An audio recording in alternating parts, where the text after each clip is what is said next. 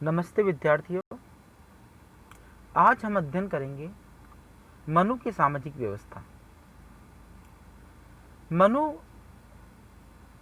की सामाजिक व्यवस्था का अध्ययन किए बिना मनु के विचारों को नहीं समझा जा सकता है, क्योंकि जितने महत्वपूर्ण मनुस्मृति में राज व्यवस्था पर, वैदेशिक संबंधों पर या अर्थ पर विचार महत्वपूर्ण है, उतने ही महत्वपूर्ण मनुस्मृति में सामाजिक व्यवस्था पर दिए गए विचार महत्वपूर्ण हैं। किसी भी राज्य की व्यवस्था को समझना है तो उसकी सामाजिक व्यवस्था को समझना बहुत आवश्यक है, क्योंकि किसी भी राज्य का आधार व्यक्ति है और व्यक्ति समाज में रहकर ही अपना पूर्ण ज्ञान प्राप्त करता है, अपने व्यक्तित्व का विकास करता है। अतः बिना सामाजिक व्यवस्था का अध्ययन करे हम किसी भी व्यवस्था का अध्ययन नहीं कर सकते हैं। उसी प्रकार से अगर हम बात करें प्राचीन भारत की, तो उसका एकमात्र उल्लेखित जो ग्रंथ है वो मनुस्मृति है, जिससे हमें प्राचीन भारत के विभिन्न व्यवस्था से संबंधित सिद्धांतों का अध्ययन करने को मिलता है। उनमें ही है मनु की सामाजिक व्यवस्था। मनु की सामाजिक व्यवस्था का आधार वर्ण व्यवस्था और आश्रम व्यवस्था पर आधारित है। मनुस्मृति की वर्ण व्यवस्था के विचार बहुत ही विवादास्पद विचार है और आलोचना के शिकार है।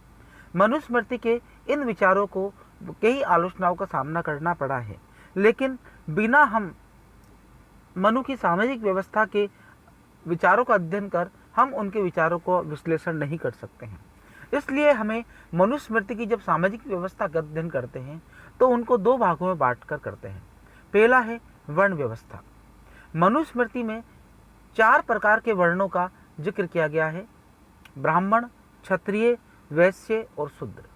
ये 4 सामाजिक व्यवस्था के मूल आधार है और मनु ये कहता है कि इन चारों वर्णों के द्वारा ही सामाजिक व्यवस्था का आधार है और चारों वर्णों के द्वारा ही जो कार्य संपादन किए जाते हैं उसके आधार पर ही समाज की नींव टिकी हुई है और समाज उस पर आधारित है।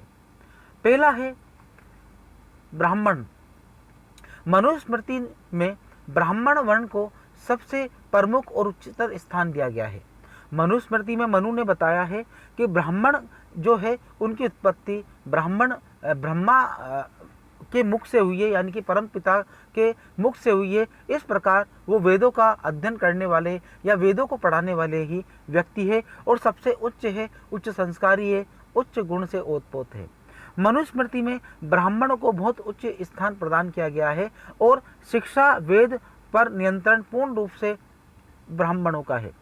ना केवल ब्राह्मण शिक्षा देंगे, वेदों का अध्ययन कराएंगे, अपितु पूजा पाठ और धर्म की रक्षा का कार्य भी ब्राह्मणों को ही सौंपा गया है।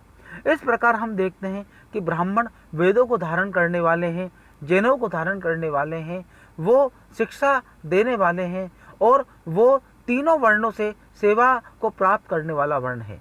इस प्रकार हम देखते हैं कि ब्राह्मण की स्थिति जो है वो वर्ण व्यवस्था में सबसे श्रेष्ठ स्थिति है और वेद सम्मत और पवित्र जो व्यवहार है वो मनुस्मृति में ब्राह्मणों करने के लिए कहा गया है।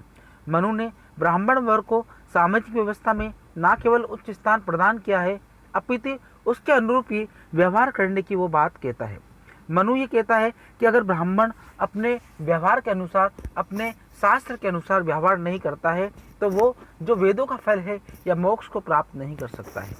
मनुस्मृति में ब्राह्मणों के जिन कर्तव्यों का मनु ने वर्णन किया है उसमें सबसे महत्वपूर्ण है अपनी इंद्रियों का वश में करना। ब्राह्मण का महत्वपूर्ण कर्तव्य है कि ब्राह्मण वर्ण अपनी इंद्रियों को वश में करेगा, वो पढ़ाने का, अध्यापन का कार्य करेगा, यज्ञ करेगा, दान देगा एवं लेगा और धर्म की रक्षा के लिए वो कार्य करेगा। मनु ने 11 इंद्रियों का जिक्र किया है, जिनमें 11 प्रमुख है: कान, नाक, चर्म, नेत्र, जीभ, गुदा, लिंग, हाथ, पैर, वाणी एवं मन। ये 11 में से जो शुरू की 5 है, कान, नाक, चर्म, नेत्र एवं जीभ, इन्हें उन्हें ज्ञानेंद्रिय कहा है और बाकी की जो 6 हैं जिनमें गुदा, लिंग, हाथ, पैर, वाणी एवं मन, मनु ने इन्हें 6 कामेंद्रिय कहा है। मनु ने कहा है कि ब्राह्मण का दायित्व है कि इन दोनों जो ज्ञानेंद्रिय और कामेंद्रिय हैं इनमें सामंजस्य स्थापित कर वो अपना कर्म करे, ऐसा ना हो कि कामोन्नति पर अगर अत्यधिक ध्यान दिया तो उनका जो मूल कर्तव्य है, जिस हेतु ब्राह्मणों की उत्पत्ति की है, वो नष्ट हो जाएगा और परिणाम स्वरूप जो वेदों को पढ़ाने का कार्य, वेदों की रक्षा का कार्य जो है वो नहीं हो पाएगा। इस प्रकार हम देखते हैं कि ब्राह्मण का कर्म है कि वो आलस से रहित होकर वेदों का अध्ययन करे और अपने शिष्यों को वेदों का अध्ययन कराए। और हम देखते हैं कि मनुस्मृति में मनु ने ब्राह्मणों को ही राजा या जो शिक्षा अर्जन करने के पात्र जो बालक है, उनको शिक्षा केवल ब्राह्मणों के द्वारा ही दिलाई जा सकती है। मनु की जो सामाजिक व्यवस्था है, जिसकी वर्ण व्यवस्था का दूसरा वर्ण है क्षत्रिय। क्षत्रिय जिसकी उत्पत्ति मनु ने अपनी जांघों से मानी है और कहता है कि क्षत्रिय वर्ण वे वर्ण है जो प्रजा की रक्षा करेगा, जो वेदों की रक्षा करेगा, जो ब्राह्मणों की रक्षा करेगा, और जिसका कार्य होगा राज्य का शासन संचालन करना और राज्य का नियंत्रण करना। क्षत्रियों का प्रमुख कर्तव्य होगा प्रजा की रक्षा करना, दान देना, यज्ञ करना, अध्ययन करना, और सबसे महत्वपूर्ण है प्रजा की रक्षा करना। प्रजा की रक्षा करने से तात्पर्य है कि वो प्रजा की रक्षा करते हुए वेदों की रक्षा करेगा, जो वेदों को धारण करने वाले हैं उनकी रक्षा करेगा, ताकि सामाजिक व्यवस्था के अंदर समाज में वेदों को अपनी सर्वोच्च स्थिति प्राप्त हो सके और ब्राह्मणों को संरक्षण प्राप्त हो सके, ताकि ब्राह्मण वेदों की रक्षा कर सके और वेदों का प्रचार प्रसार कर सके। इस प्रकार हम देखते हैं कि क्षत्रियों का जो मूल उद्देश्य है वो धर्म की रक्षा करना है। साथ ही मनु ये भी कहता है कि वैश्यों का मुख्य कर्तव्य आर्थिक व्यवस्था का संचालन करना, आर्थिक विकास करना, धन का संचय करना है, ताकि वो तीनों जो वर्ण हैं अतिरिक्त उनको नियंत्रण में रख सके, उनको संरक्षण में रख सके और उनकी रक्षा कर सके। तीसरा जो वर्ण है वो है वैश्य वर्ण। वैश्य वर्ण की जब बात होती है तो मनुस्मृति वैश्यों के लिए कहता है कि वैश्यों का मुख्य कार्य होगा आर्थिक गतिविधियों का संचालन करना, यानी कि व्यापार का संचालन करना, कृषि के कार्य को करना। मनुस्मृति में ये बतलाती है कि तीसरे वर्ण का काम आर्थिक संचालन करना है, जहाँ ब्राह्मण का कार्य वेदों को पढ़ाना, शिक्षा प्रदान करना, यज्ञ करना, धर्म की रक्षा करना, वहीं क्षत्रिय का कार्य प्रजा रक्षण करना है और शूद्रों का कार्य आर्थिक व्यवस्था का संचालन करना। चौथे वर्ण की जब हम बात करते हैं मनुस्मृति में तो शूद्रों का बात आती है। शूद्र जिसे भारतीय सामाजिक व्यवस्था में सबसे हीन समझा गया है, सबसे पशुतुल्य समझा गया है, क्योंकि मनुस्मृति के अंदर शूद्र को सबसे निम्न स्थान प्रदान किया गया है और उन्हें पठन पाठन से दूर रखा गया है और तीनों वर्णों की सेवा करने का दायित्व भी सौंपा गया है। इस प्रकार हम देखते हैं कि मनुस्मृति के अंदर शूद्रों को शिक्षा से वंचित रखा गया, वो किसी प्रकार की शिक्षा अर्जित नहीं करेंगे। केवल जो तीन वर्ण हैं ऊपर के ब्राह्मण, क्षत्रिय और वैश्य, जो वो कहेंगे उसके अनुसार वो कार्य कहेंगे और शूद्र का दायित्व है कि इन तीनों वर्णों की सेवा करें। अगर हम विभिन्न वर्णों के मध्य सामंजस्य को देखें कि चारों जो वर्ण है इसका आधार क्या है, मनुस्मृति ने चार वर्ण क्यों दिए, तो उसका कारण था कि मनुस्मृति ये कहती है कि चारों वर्णों को आपस में अपने अपने कार्य करे ताकि सामाजिक व्यवस्था सुदृढ़ रूप से संचालित हो सके और समाज में सामंजस्य और एकता बनी रहे और हर वर्ण जो है अपना कार्य सिद्ध करते हुए सामाजिक व्यवस्था को एक ऐसा स्वरूप प्रदान कर सके जो भारतीय दर्शन को उच्चता प्रदान करे। लेकिन यहाँ पर अगर हम बात करें तो शूद्रों की स्थिति, जो अरस्तु और प्लेटो ने दासों की स्थिति बताई है, क्योंकि अगर हम यूनानी दर्शन की बात करते हैं तो यूनानी दर्शन के दो महत्वपूर्ण विचारक प्लेटो और अरस्तु वो तीन वर्गों की बात करते हैं समाज के, उत्पादक वर्ग, सैनिक वर्ग और दार्शनिक वर्ग। दार्शनिक वर्ग को यूनान में सर्वश्रेष्ठ वर्ण का दर्जा दिया गया अरस्तु और प्लेटो के द्वारा, और वही भारतीय समाज व्यवस्था में ब्राह्मणों की स्थिति है। इस प्रकार ब्राह्मण और दार्शनिक वर्ग एक हैं। जिस प्रकार यहाँ पर क्षत्रिय वर्ग की बात मनु करता है, वहीं अरस्तु और जो प्लेटो है वो बात करते हैं सैनिक वर्ग की। जहाँ वो बात करते हैं उत्पादक वर्ग की, वहाँ मनुस्मृति बात करती है वैश्य वर्ग की। इस प्रकार हम देखते हैं कि भारतीय सामाजिक व्यवस्था और यूनानी सामाजिक व्यवस्था लगभग एक जैसी है और चौथा वर्ण जो शूद्रों को के रूप में बताया गया है यूनान के अंदर, जो दासों की स्थिति है, जो प्लेटो और अरस्तु बात करते हैं, वो किसी भी अधिकार को देने को वो नहीं कहते हैं और दासों को हर तरह के अधिकार से मुक्त रखते हैं और स्वामी के नियंत्रण में रहकर कार्य करने की बात जो यूनानी दर्शन करता है, वही स्थिति भारत के अंदर शूद्रों की है। इस प्रकार यूनान के दास और भारत की सामाजिक व्यवस्था के मनुस्मृति के शूद्र लगभग एक समान है। इस तरह अगर हम तुलनात्मक अध्ययन करें तो यूनान का दर्शन और मनुस्मृति का जो दर्शन है लगभग एक जैसा दर्शन है, उसमें कोई अंतर नहीं है।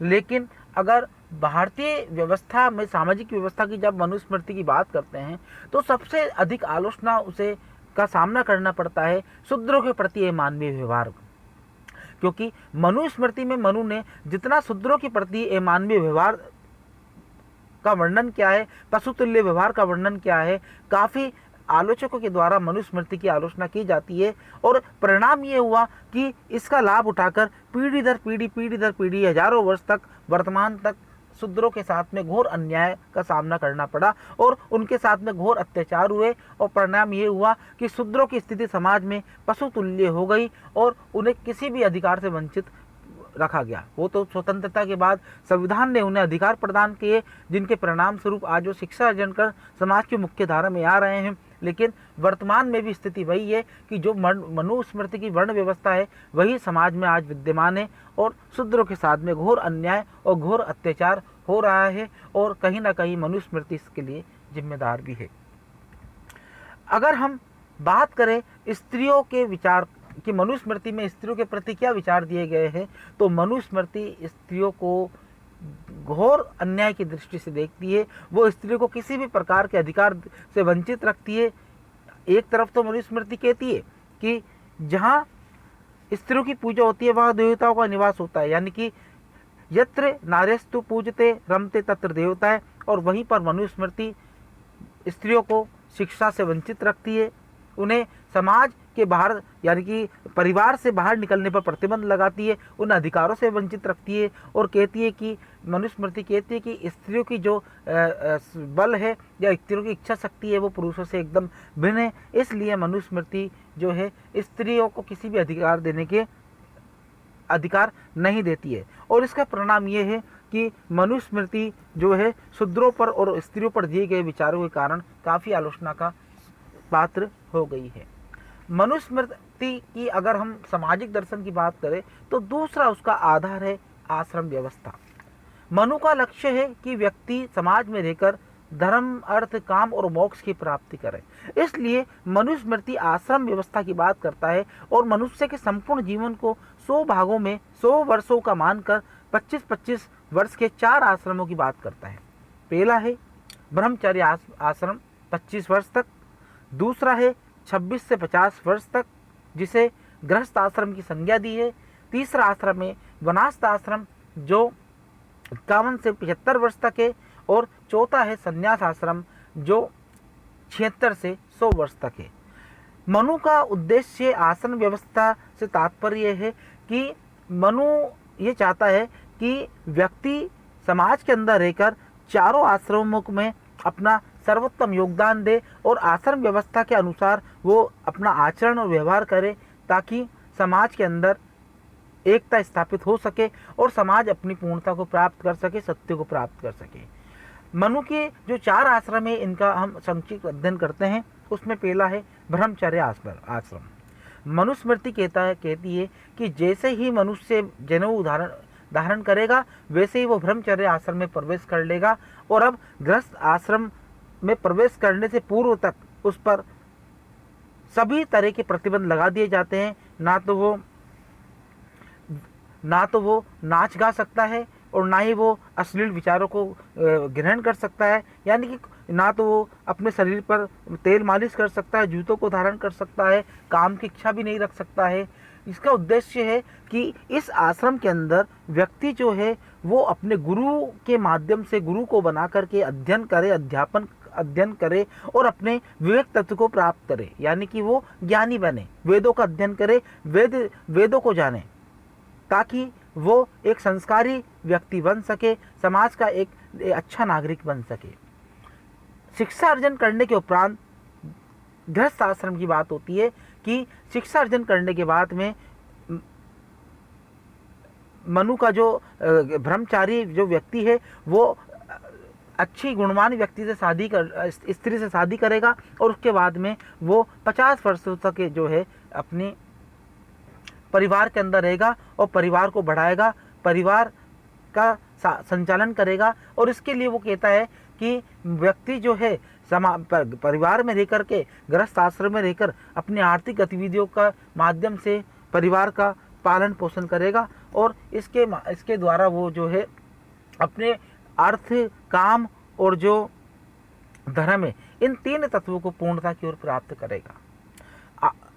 आश्रम गृहस्थ आश्रम के बाद में तीसरा आश्रम की है वनस्थ आश्रम, यानी कि 50 वर्ष की आयु पूर्ण करने के बाद में व्यक्ति अपने पूरे परिवार को छोड़कर अपनी पत्नी के साथ में वन के अंदर चले जाएगा और सब कुछ मोह माया सब त्याग देगा और वन के अंदर वनचारी जीवन जिएगा और तपस्वी का जीवन जिएगा, जहाँ पर लोभ माया से वो मुक्त हो जाए, क्योंकि तभी वो मोक्ष की प्राप्ति कर सकता है। और जब वनस्थ आश्रम को पूर्ण कर लेगा तो चौथा आश्रम बचता है उसका संन्यास आश्रम, और ये अंतिम आश्रम है। यहाँ वो कठिन तप करके ईश्वर को प्रसन्न करेगा और उसके बाद वह मोक्ष को प्राप्त करेगा, धर्म को प्राप्त करेगा। इस प्रकार हम देखते हैं कि मनुस्मृति का जो ये सामाजिक दर्शन है वो मनुस्मृति का एक महत्वपूर्ण आधार है। धन्यवाद।